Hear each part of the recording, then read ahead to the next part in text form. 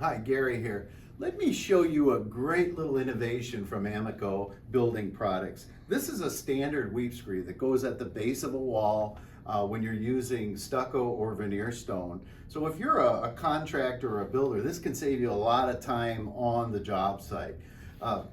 What's been done here is a 3M adhesive has been applied to the back of this weep screed. Traditionally, you would nail through the wall here, preferably at the studs, and to affix this to the wall. With this particular innovation here, you don't have to put the holes through the wall, which are going to create opportunities for water to get back into your structure. So what you want to do is limit the amount of nail holes that you put through your sheathing. So all we have to do here is we just peel the release liner. We put it on the wall,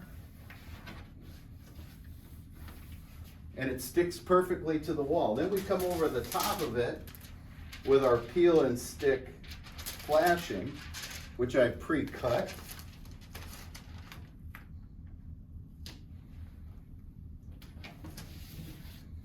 And we stick it, and we're complete. You have it. Innovation that speeds the job site.